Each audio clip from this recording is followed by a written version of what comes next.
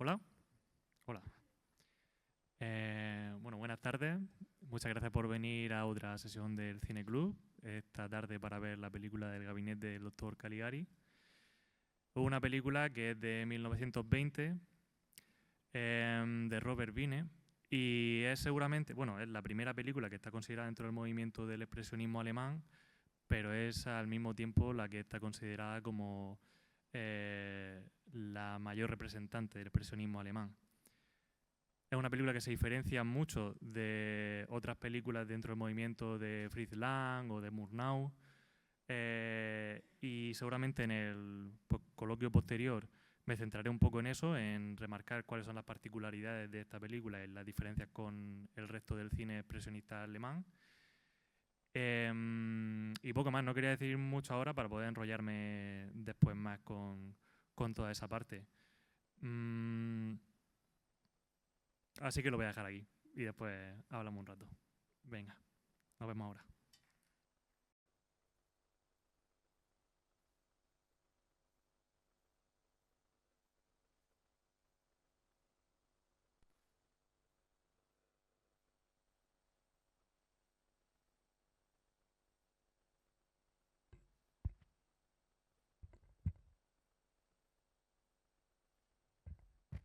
Eh, bueno, pues tengo curiosidad por si había gente que no había visto antes la película, era la primera vez.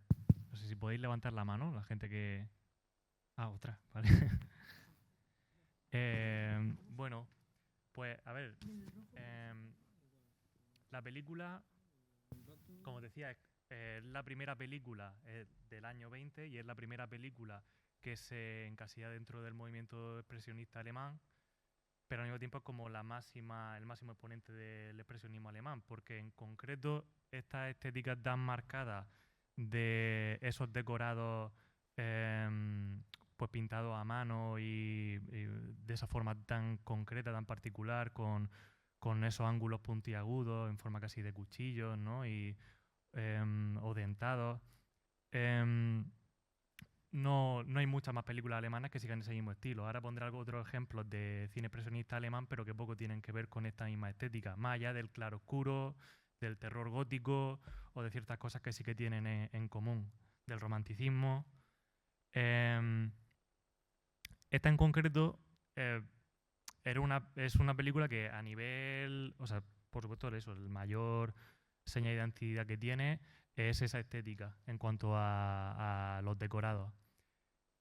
Hubo otros elementos que sí que luego se recogieron para pues, el cine negro en Hollywood posteriormente, que tuvieron como mucha relevancia en aquel momento, que uno tiene que ver con eh, cuestionar el narrador y un narrador poco fiable, y por otro lado, pues el que toda la película se desarrolla a partir de una analepsis, de un flashback. Esos dos elementos pues no eran frecuentes en ese momento. En cuanto a... Pero precisamente en cuanto al tema que comentaba de la mayor particularidad de la película, que es su estética en cuanto a los escenarios y en cuanto a eh, pues esa propuesta visual, es una propuesta visual que viendo la película pues da la sensación de que va muy en sintonía con lo que está contando. Al fin y al cabo, si la película entendemos como eh, digamos, como una traslación a la subjetividad del protagonista, de un personaje dentro de su locura, eh, pues digamos que una representación muy simbólica de su mundo interior, ¿no? Entonces se ajusta a la perfección, pero hay algo muy curioso y es que realmente el guión, uno de los dos guionistas de la película es Karl Mayer, que es también el guionista de otras películas de Murnau, como Amanecer, y una cosa muy curiosa es que en la película, por lo visto, en el guión original, no está ese prólogo y ese epílogo en el cual se enmarca luego todo ese flashback. Es decir, no estaba esta idea de que el personaje está loco y está contando su... eh, con lo cual eso cambiaría la peli por completo. ¿Qué ocurrió? Que por un lado, bueno, aquí yo al informarme mucho, pues he visto como cosas en las que sí que hay unanimidad y luego cosas que pues son más... hay diferentes versiones. En lo que hay unanimidad es que eh, lo que querían los guionistas es hacer una película que fuese, digamos, eran dos guionistas con un claro posicionamiento pacifista y la película quería ser de alguna forma como hacer una denuncia de, bueno, pues Caligari, que puede simbolizar al poder, el gobierno alemán de la República de Weimar, eh, y Cesare, de alguna forma, pues sería el pueblo alemán dormido, el ejército anestesiado que sigue las órdenes. Iría por ahí. Querían hacer una película que tuviese como ese trasfondo simbólico y ellos mismos decían que se sentían un poco traicionados al ver después la película porque sentían que el hecho de enmarcarlo todo dentro de este punto de vista subjetivo del personaje dentro de su locura, pues llevaba la película hacia un cliché que de alguna forma pues reducía el valor del mensaje de la película. ¿Por qué se hizo eso? Pues ahí sí que hay diferentes versiones, ni idea. Pero esta película en un primer momento la iba a dirigir Fritz Lang. ¿Sabía? El director de Metrópoli, por ejemplo. Y dentro de esas conversaciones iniciales sobre la película había como una vocación de que esta película, el cine alemán en ese momento empezaba a moverse por el extranjero y querían que esta película tuviese una vocación comercial. Y pensaron que en ese momento sí que el tema del expresionismo en la pintura pues era algo muy bueno que estaba de moda en aquel momento y pensaron que el hecho de darle esta particularidad estética a la película podía hacer que tuviese un reclamo comercial más grande, independientemente que luego la peli fuera una buena peli o una peli más pues comercial. Pero la realidad es que realmente la peli, por lo que se recuerda, o sea, y por lo que prevalece ahora mismo con el tiempo, es sobre todo por su estética, es sobre todo por esas decisiones que tomaron, con lo cual fueron acertadas. En aquel momento la peli gustó mucho y más adelante dio para muchos debates sobre todo esto que estoy comentando. Sobre todo hay un libro del 47 que por lo visto fue muy, bueno, tuvo mucha repercusión en aquel momento, que se llamaba De Caligari a Hitler y hablaba pues sobre todo esto que decía de cómo la película que en un inicio se concebía para hablar de algo, finalmente ese final, ese giro hacía que una película que podía ser revolucionaria fuera finalmente conformista. En fin, que ese tema sí que dio para hablar durante mucho tiempo. Pero bueno, vamos a centrarnos en la película que hemos visto, que es la que existe. Y mi intención era enmarcarla dentro de ese momento y compararla pues, con esos otros referentes del cine expresionista alemán y las diferencias que hay entre ellos. Porque esta es una película que... bueno, una particularidad, que esto en realidad me lo pregunto yo. No sé si sentís que en algún momento la película juega con un contraste en la estética a la hora de, por ejemplo, algo como muy evidente para marcar como esta analepsis que hay en la película, en el relato, sería el que en ese prólogo y en ese epílogo, en el manicomio, la estética fuera muy diferenciada, es decir, fuera más naturalista y de repente, ¿no? Cuando nos vamos a ese flashback, de repente la estética nos llevase a ese plano onírico. Sin embargo, en las pelis juega un poco porque sí que el manicomio sí que tiene elementos bueno, más naturalistas, no es tan extravagante, pero no lo juega al límite. Con lo cual creo que es interesante el cómo se mueve en esa fina línea para que no sea evidente lo que está queriendo hacer, pero al mismo tiempo para que sí que esté ahí.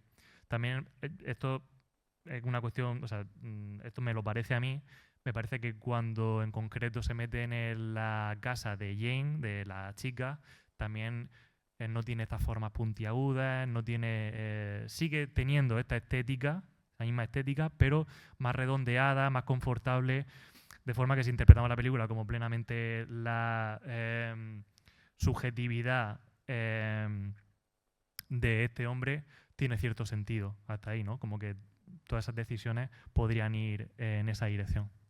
Bueno, como que comentaba antes, la principal particularidad de la película es esa apuesta por los decorados. Es una película que está rodada entera en un plató. Y hay algo que a mí me sorprende especialmente en la película, que es dentro de ese juego de claroscuros que tiene, es cómo está integrado ese decorado y eso, todo lo que está pintado, de forma que es difícil a veces hacerte una idea de qué es decorado, qué es un papel pintado, por dónde se puede mover y por dónde no. Es como que te genera una sensación muy inmersiva y al mismo tiempo muy desconcertante, como que no terminas de saber dónde acaba y dónde empieza el decorado y por dónde se mueven los personajes, ¿no? Es muy a mí me parece eso muy interesante, y parte de ello es porque en esa misma, en ese mismo set están dibujadas las sombras de una forma muy creíble dentro de la irrealidad de lo que está mostrando, ¿no? Entonces ahora pondré algún fotograma para que lo veamos, nos fijemos en eso, pero eso a mí es lo que me parece como más sorprendente de la película. En cuanto a la dirección, en cuanto a la puesta en escena, etcétera, es una película que no es tan interesante. ¿Por qué? Este director solo tuvo este gran éxito. Después todo el resto de películas que hizo se consideraron menores. Y en parte en esas otras películas se puede ver cómo no hay un estilo visual realmente distintivo ni particular. Esta es una película que es muy teatral en el sentido de la puesta en escena. Los planos son muy parecidos, son planos enteros o planos medios, muy frontales, personajes mirando a cámara.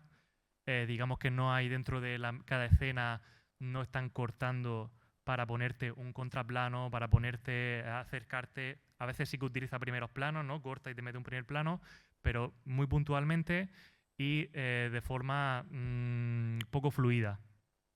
Os voy a poner aquí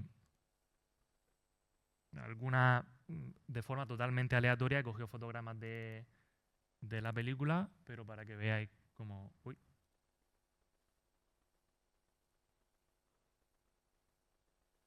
A ver.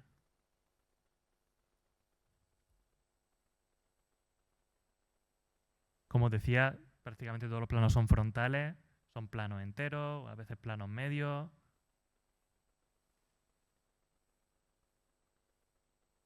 Claro, gran parte del atractivo visual es los decorados, claro. Pero si obviamos los decorados, que también sería un error obviar los decorados porque es la propuesta de la película, pero como os comentaba, todo lo demás tiene algo de teatral en cuanto a la puesta en escena y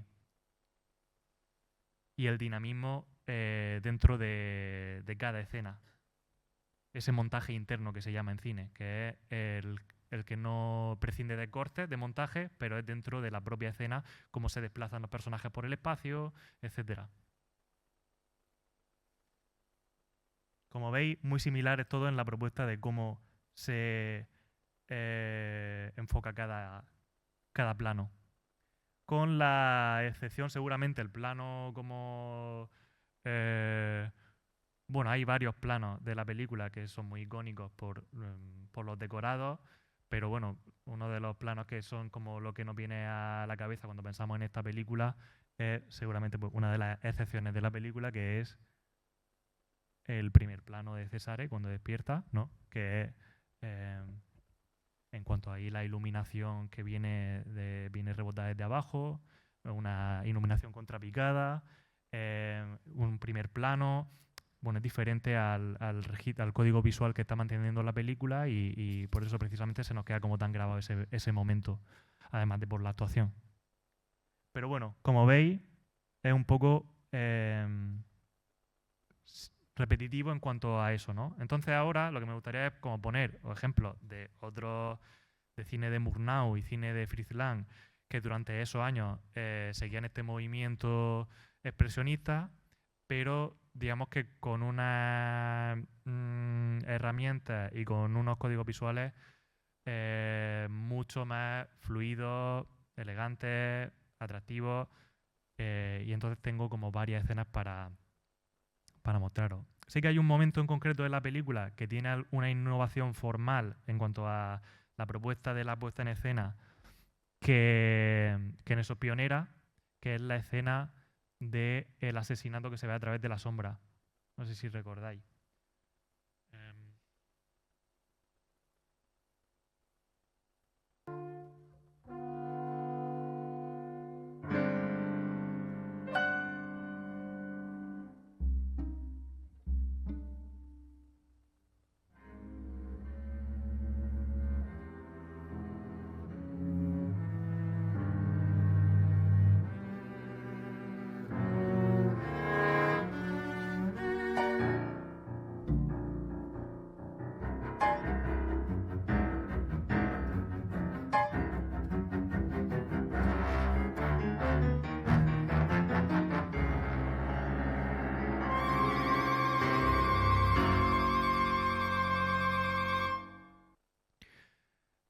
Es un montaje un poquito más dinámico que en el resto de la película. Meten un inserto que se llama en cine que de repente esas manos, la idea de no mostrarlo otra vez frontal y todo muy visible, sino a través de la sombra. Y tiene como, inventa algo más a nivel visual, pero es como la excepción en la película.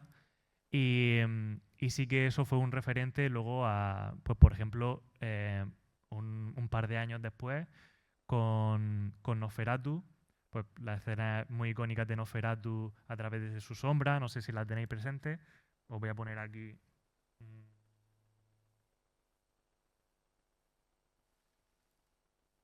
como los dos momentos de Nosferatu que, que juega un poco con la misma idea.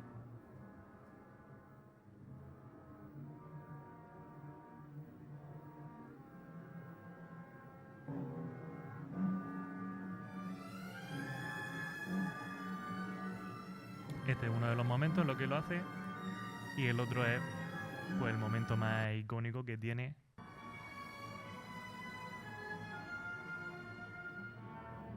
que es este.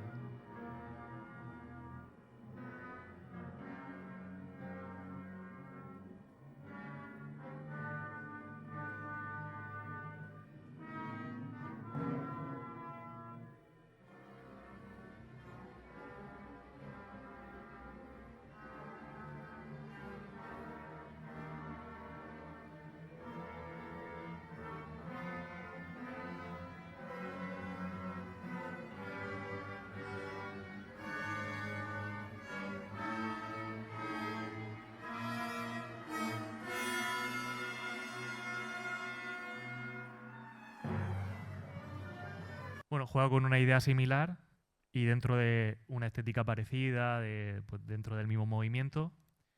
Pero Nosferatu, que como os decía, tiene, eh, se hace 2 años después, em, la dirige Murnau, que es un director pues mucho más aventajado en este sentido, que viene en, pues eso, en la puesta en escena, etcétera. Voy a poner algún momento de Nosferatu. No son momentos, no he elegido como momentos icónicos, he elegido momentos, cualquier momento de la película, para que veáis cómo plantea cada escena.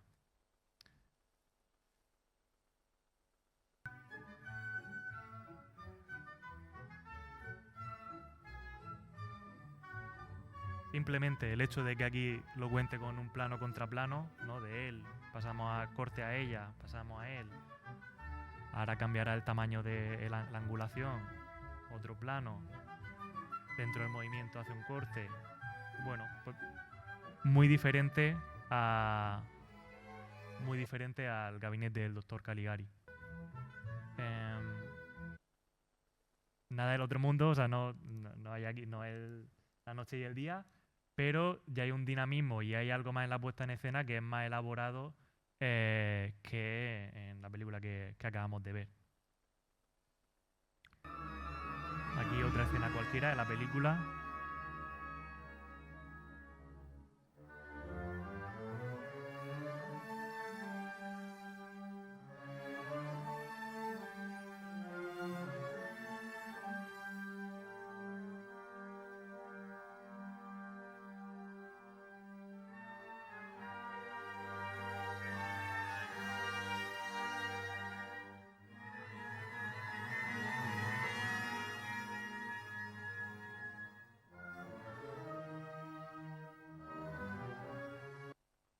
No son grandes cambios, pero hay distintos tamaños de plano. Hay pues, un... Uy, bueno, esta es la última que había puesto. Esta en concreto porque sí que es un momento muy, muy, muy elegante de puesta en escena, ¿no? De cómo decide grabar esto. En este caso, el mordisco, ¿no? Grabarlo a través de ese plano detalle del espejo, como resulta muy elegante, ¿no? Más que un primer plano directamente de un plano detalle directamente de su cuello. Bueno, son cosas pequeñitas, pero ya se ve una evolución en esos 2 años en cómo se narra. Se narra con más dinamismo, con distintos tamaños de plano, con un montaje más picado. Hay diferencias. Si nos vamos ahora, como 5 años después, todo en la década de los 20, pero otra película de Murnau, Fausto, todas las películas que voy a poner porque tengan en común el que es dentro de esa década, dentro de ese movimiento. Y esta película ya es una película de gran presupuesto y en la que vaya a ver cómo, bueno, además de sus efectos visuales que ya son muy impresionantes para la época, pero bueno, como por lo mismo, el dinamismo visual que tiene, que es muy diferente al gabinete del doctor Caligari.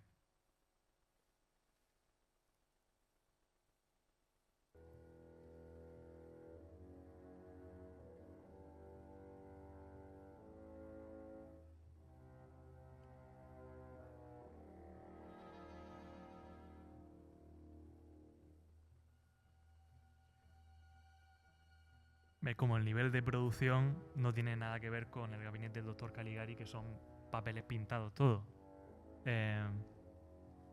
Por supuesto, otro nivel de presupuesto y de propuesta. Pero ya tenemos la sensación de que la narración todo es... ya no es esa frontalidad, ese mismo plano teatral continuamente. Hay ya la cámara se coloca, parece... la sensación que da de frescura visual es continua. Y ahora ya voy a poner como la exuberancia máxima de la película.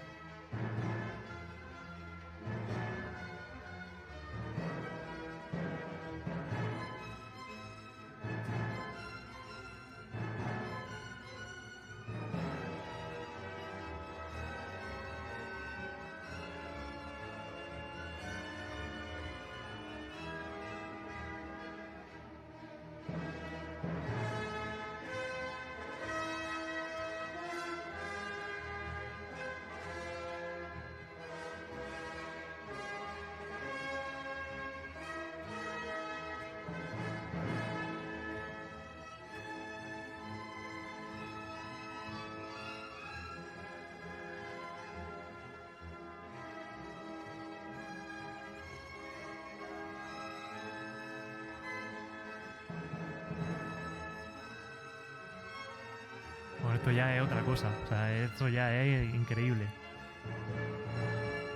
Por supuesto, otro presupuesto, se mueve en otra liga.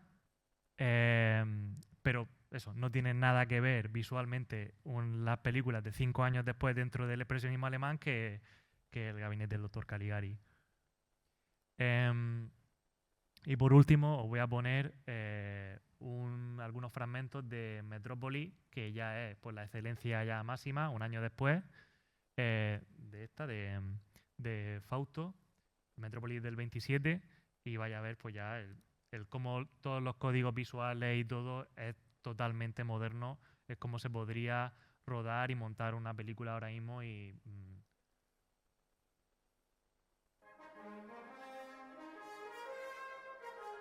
Y por supuesto, pues también lo mismo. El nivel el presupuesto, el nivel de producción que tiene, pues tampoco tiene nada que ver, claro. Hay incluso movimiento de cámara.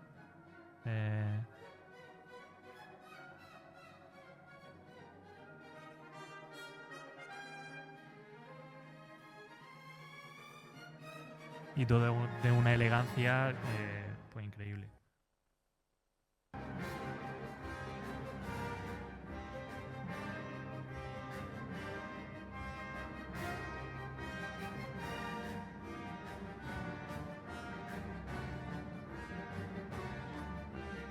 Y el cambio de angulación sigue siendo un primer plano de él, pero el hecho de que la cámara cambie de angulación y la contrapique para luego volver a hacer otra vez el plano de la temperatura pero diferente, visualmente es mucho más atractivo. También el ritmo, en fin, hay una evolución pues clarísima.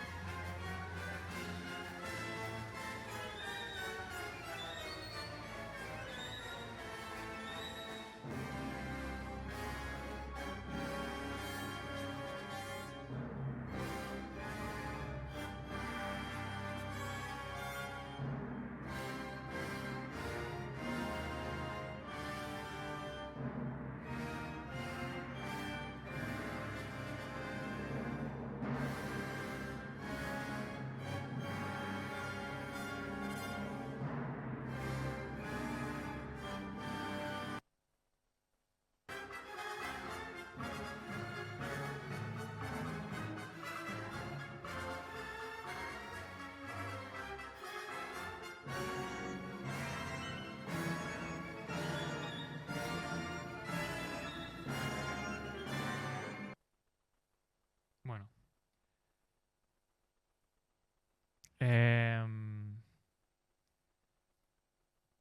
Bueno, además de esto, os quería, o sea, sí que vi que mencionaban mucho que a la hora de buscar referentes, los referentes visuales que tenían a la hora de hacer, de concebir la película, mencionaban mucho a Alfred Kubin, porque era un pintor expresionista alemán de la época, y tengo aquí como varios cuadros suyos.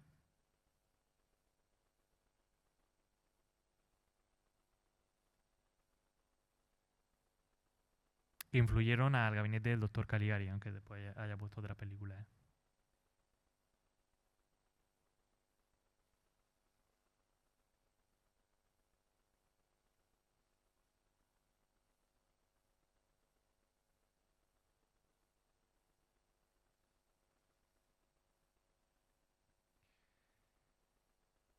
Y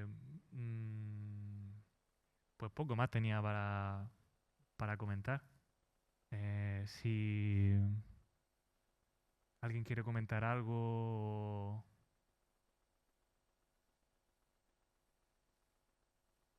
¿Os ha gustado la película? Parece que todo lo que he hecho ha sido denotarla desde que...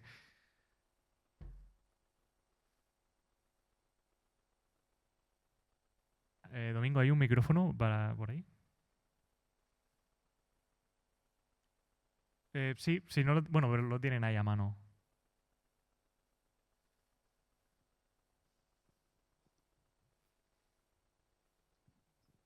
A ver, ¿se oye? Sí. Bueno, lo primero, las gracias por poner esa película que a mí de pequeña me obsesionaba absolutamente, de adolescente, y es la primera vez que la veo como adulta. Entonces estoy muy contenta, la verdad, de haberla vuelto a ver y restaurada. Tengo una pregunta, una duda que, como te digo, es una duda que surgió hace un montón de tiempo, o sea que no sé si es verdad o no, que en algún momento me pareció leer que los decorados no estaban pensados para ser así. No sé si es una idea que se me ha mezclado con lo que has comentado del montaje final con este principio distinto. No sé si a ti en tu documentación te suena haber leído algo de eso, pero digo, voy a aprovechar que estás aquí para preguntártelo. Sí, lo que yo sé es que en el guión no hacía alusión alguna a la estética de esos decorados. Em, buscar esa estética fue a posteriori, una vez que se buscó quién iba a dirigir la película, y en esas primeras conversaciones, por lo visto, fue Fritz Lang el que propuso, el que se buscase un estilo innovador que hiciera la película atractiva comercialmente, independientemente de si luego pues, la historia era mejor o peor. No sé si va por ahí. En mi imaginación era más bien como que les había llegado el decorado y el decorado era distinto, ¿no? Y ya habían rodado con lo que... Pero sí, imagino que lo que leí en su momento sería más bien la explicación que tú has dado. Y volviendo a Fritz Lang también, hay por lo que comentabas de la modernidad, ¿no? Que parece que en 2 años pega una evolución brutal este tipo de cine. Sin embargo, hay una película que no sé si yo pensaba que era anterior, pero ahora no lo tengo tan claro, que sin embargo es muy, muy antigua cuando la ves, o sea, como muy... se ve muy, muy primitiva, ¿no? Que es Los Nibelungos, que creo Sí. que es de Fritz Lang, pero no tengo muy claro si es anterior o posterior, y es una película que aparte que es larguísima, yo la vi con mucho pasión adolescente, pero es un tostón realmente. O sea, es una película, no sé si alguien la habrá visto aquí, pero es una película que es un tostón. O sea, plano fijo, van pasando los personajes, dura como 5 horas o 4 horas, son 2 partes, o sea, una cosa. Y es verdad que en comparación con Nosferatu, que tú has dicho que solo tiene 2 años más que esta película, dices, uy, ¿qué pasó ahí? ¿No? Porque es verdad que esa película de repente parece incluso más antigua que El gabinete del doctor Caligari, que no sé si es más antigua o posterior, y choca también que siendo de Fritz Lang, que luego enseguida empezó a hacer cosas súper modernas y luego terminó en Hollywood y tal, pero Los Nibelungos es una cosa que no sabes Sí, sí. muy bien qué estás viendo, ¿no? Es como muy anacrónica, ¿no? No sé si como el tema del anacrónico era buscado, pero esa película, vamos, El gabinete del doctor Caligari en comparación es súper dinámica y súper moderna, ¿no? Me parece a mí, no lo sé. Sí, a ver, yo creo que, o sea, en justicia del gabinete del doctor Caligari, Por defenderla un poco también. claro, o sea, esto es un tema que ahí se hace como mucho más evidente, pero bueno, en el cine actual es lo mismo. Em, Cuando tú ruedas algo, em, hay varios departamentos que se encargan de buscar como la estética de los fondos, de lo que se ve, todo lo que se ve detrás de los personajes, en los espacios, etcétera. Está el diseño de producción que se encarga pues de si es algo más elaborado como esto, pues hacerlo. Y luego el departamento de arte, que es que luego en el momento del rodaje se encarga de poner, quitar, colocar, etcétera. Todo eso lleva unos costes, lleva una planificación en el cine más moderno, actual o al antiguo, en todo tipo de cine. Eso te condiciona y eso es una cuestión de presupuesto. En una película de Hollywood, seguramente si van a rodar aquí, pues cogen y atrezan todo el espacio para que si el director de repente quiere rodar ahora un plano para allá y luego otro para acá, pueda hacerlo. Cuando el presupuesto baja, lo que ocurre es que tienes dinero para atrezar, para decorar, pintar, poner objetos, etcétera, en el sitio estrictamente planificado en el que va a rodar. Que si iba a rodar para allá, es solamente ese fondo. ¿Qué pasa? Que si El gabinete del doctor Caligari es una película que no tiene un gran presupuesto y además tiene el limitante técnico tan grande que son esos fondos, claro, esos fondos no te permiten el que la cámara cambie de angulación, porque no hay un fondo a la izquierda que haga toda la parte de la ciudad a la izquierda. Es como están muy delimitados. Eso te condiciona mucho. Entonces, en defensa de la película, la elección de hacer esos decorados, pues te condiciona a que te tienes que atener a ese plano y lo que está encuadrando es el decorado. Y los personajes se moverán por el decorado, pero la cámara no la pueden mover. ¿No? Yo creo que va también mucho por ahí.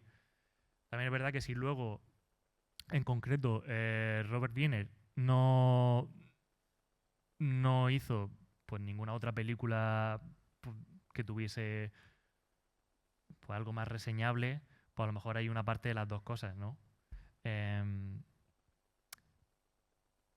Bueno, No sé si con esto respondo algo. No, si era un Sí, comentario más, no decir que yo es que soy muy defensora de esta película, en plan sí, que, sí, que sí. sí, que luego también Fritz Lang hizo cosas magníficas, pero también hizo de verdad Los Nibelungos, que es o sea, a mí me encantaba también, pero un tostón, o sea, Claro, pero yo creo que pues, una que todo ahí suma, o sea, ahí la experiencia, la trayectoria, por supuesto, pues en una película anterior, pues se nota en esos pocos años, pues en ese momento tan primigenio del cine y de experimentar, pues se notará como la evolución cada año que pasa, pero también, por supuesto, hay una cuestión de presupuesto, clarísimamente. Y es injusto comparar, pues pongo Metrópolis, con que es una cosa grandilocuente a más no poder, con el gabinete del doctor Caligari, que es una cosa... leí que los decorados todo lo hicieron en 2 semanas. O sea, me parece una cosa increíble. Pero ya te dice mucho del presupuesto de la película, que es que en 2 semanas tengan que apañar los decorados de cómo va a ser esa película. Mm, muchas gracias. A ti. Domingo, ¿tienes ahí una pregunta? Otra. Gracias por traernos esta película, que yo no la había visto antes. Y yo quería preguntarte, ¿cuál es tu película preferida del expresionismo alemán? Si tienes una o varias. Y luego te quería comentar que yo he leído que, por ejemplo, Fritz Lang, ¿no?, cuando se fue a Estados Unidos, hizo allí unas cuantas películas muy conocidas, pero que el movimiento allí, algunos cineastas americanos le influyó. Y uno de los que me llamó la atención bastante es Tim Burton, que Tim Burton resulta que en la película Eduardo Manos Tijeras dice que sí, que en cierta manera se influenció un poco por esta corriente Mm, de alemana. Y también, por ejemplo, en los decorados de Gotham, dice que utilizó muchos recursos que él había visto en películas expresionistas alemanas, con lo cual dice que él es un gran admirador de esa corriente cinematográfica.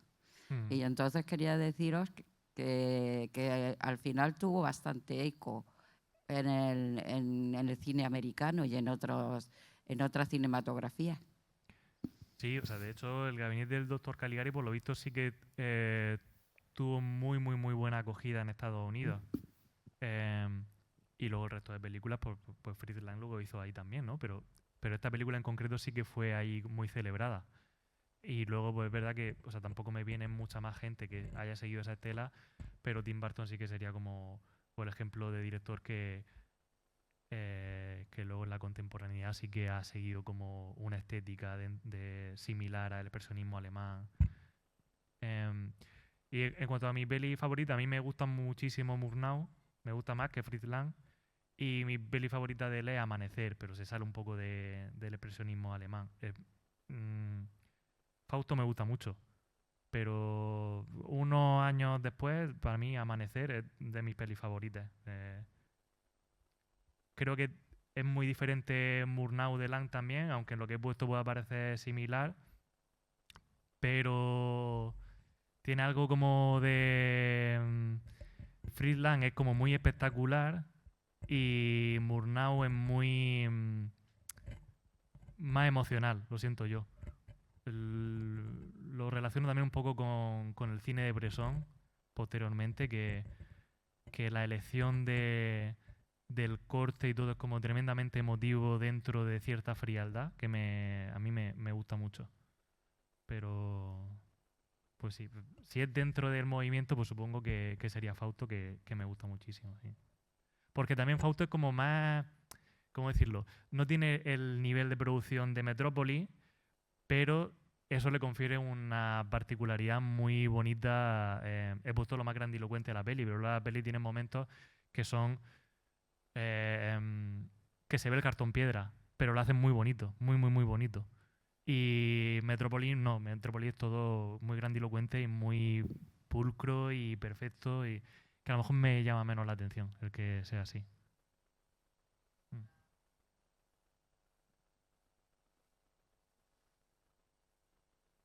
La que más me gusta a mí, la que más me gusta. Sí, sí, sí. Sí, sí, sí.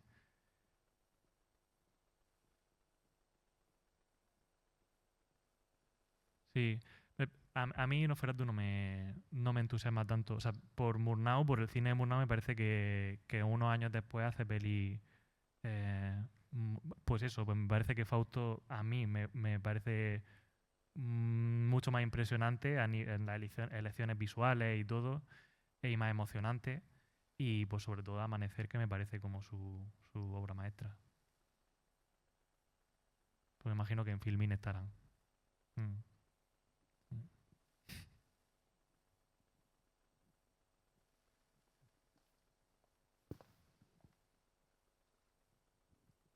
Bueno, a ver si se me entiende, en que tengo la voz tomada.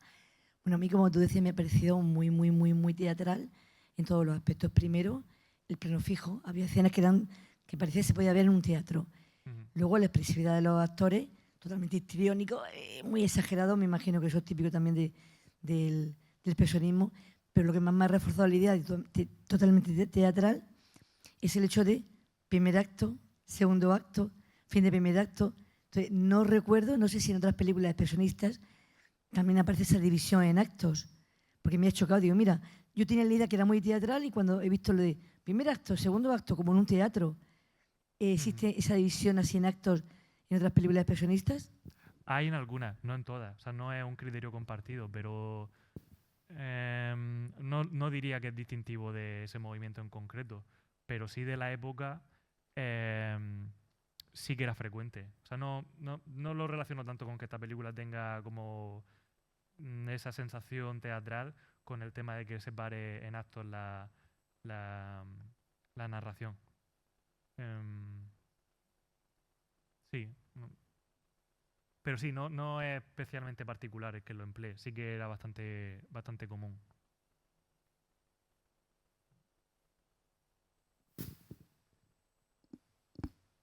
Pues lo dejamos aquí, Domingo. Pues nada, pues muchas gracias y nos vemos el mes que viene, la próxima peli.